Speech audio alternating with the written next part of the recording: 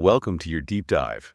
We're tackling something super practical today. The you specifically requested how to confidently navigate everyday English.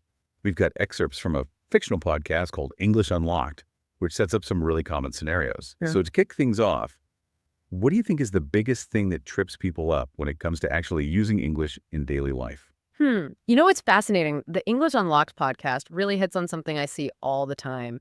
People get so caught up in trying to sound perfect that they just freeze up. They're so worried about making mistakes that they forget the whole point is to communicate. And even native speakers don't get everything right all the time. Yeah, no, totally. I know. I've definitely had those moments where I overthink it and then I end up saying nothing at all, which is why this deep dive is perfect. Mhm. English Unlocked jumps right into practical scenarios like ordering food and drinks. They suggest phrases like, can I get, or I'd like. Simple enough, right? They are, but what's interesting is how those simple phrases actually reflect a bigger concept in linguistics. It's called register. You can think of it like choosing the right outfit for the occasion. Okay, I like that. Can I get? Is your casual jeans and t-shirt perfect for a coffee shop? But I'd like is a bit more dressed up, maybe for a nicer restaurant.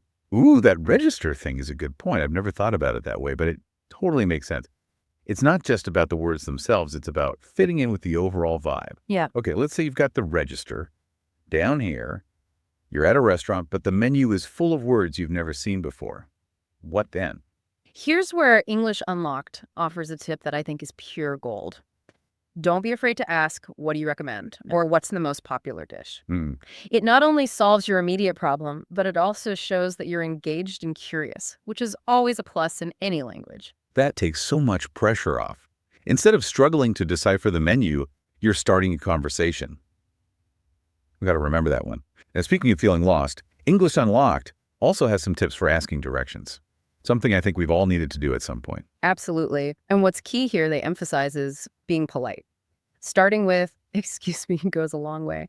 And if you don't understand the directions the first time, don't hesitate to ask for clarification, maybe even more than once. See, that's where I'd get nervous.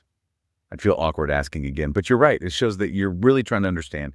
It's about being an active listener, not just passively receiving information, which is such a valuable skill in general, not just for language learning. What else do they recommend? They highlight the importance of asking follow-up questions. Things like, is it far? Or should I take a bus? It keeps the conversation flowing and ensures you have all the information you need to actually get to your destination. It's like you're turning a potentially stressful situation into a little mini language exchange. Ooh, I love that. Right. Now, for the one that I think most people dread, small talk. I'm always overthinking it. But English Unlocked makes a really good point. It's not about delivering a perfectly polished speech. It's about finding common ground. Exactly.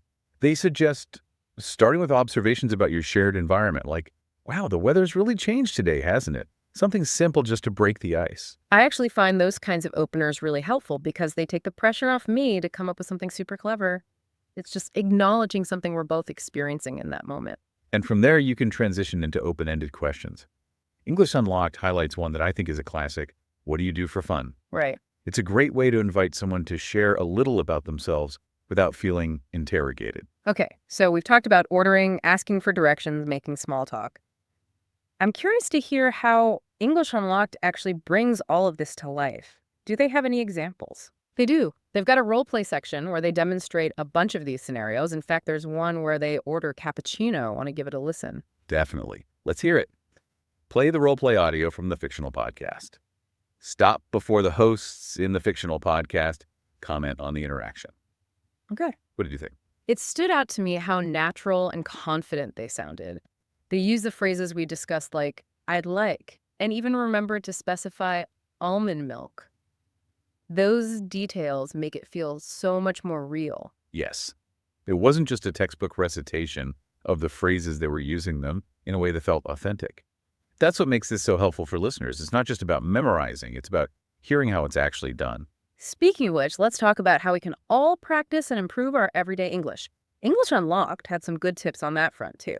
Didn't they emphasize getting out there and actually using the language, even if it feels a little awkward at first? They did, and I think that's such a crucial point. We can learn all the grammar rules and vocabulary in the world, but fluency comes from practice, from making mistakes, and from those aha moments when you realize you can actually communicate. I used to be so scared of making mistakes that I'd barely speak at all. But then I realized everyone makes mistakes, especially when they're learning something new. It's part of the process. What other tips did they have? One that resonated with me was the idea of listening to and mimicking native speakers. They compare it to learning a song by ear, where you start to pick up on the rhythms and nuances that make the language sound natural. I do that all the time without even realizing it. When I'm watching a movie or listening to music in English, I find myself repeating phrases or trying to imitate the accents. It's a brilliant subconscious learning technique, and it highlights a really important point. You don't have to sit down with textbooks and grammar exercises to improve your English. It's about immersing yourself in the language, making it part of your daily life, and enjoying the process. That enjoying the process part is key. If it feels like a chore, it's so much harder to stay motivated. Which brings us back to the whole English Unlocked theme. It's about making language learning feel accessible and even fun. I completely agree. It shouldn't feel like a locked door, but a series of exciting discoveries waiting to be unlocked. It really does. It feels like a journey of unlocking different levels of understanding and fluency. So as we wrap up our deep dive into everyday English with the help of English Unlocked, what's one thing that's really sticking with you?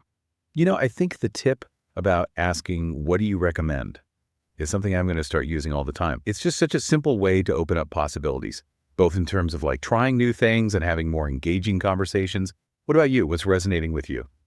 Honestly, I'm inspired to pay even closer attention to how native speakers use the language. It's like having a personal language coach right there in my ear. Whether I'm watching a movie or listening to music, that's a fantastic strategy. And it reminds me of another point English Unlocked touched on the importance of being aware of different accents and dialects. They focus primarily on American English, but English is spoken all over the world, and each region has its unique flavor. Oh, yeah. That's such a huge point to bring up. It's like this deep dive has given us a solid foundation, but the exploration doesn't stop here. There's a whole world of English out there to discover. Exactly. And the beauty of it is that each variation just enriches the language as a whole. It's a reminder that language is a living, breathing thing. It's constantly evolving and adapting. So for everyone listening, if there's one thing to take away from this deep dive, it's this. Don't be afraid to dive in, make mistakes, and have fun with the process. Every interaction, every attempt, every oops moment is a step towards unlocking the power of everyday English. Couldn't have said it better myself. Now go out there and unlock those possibilities.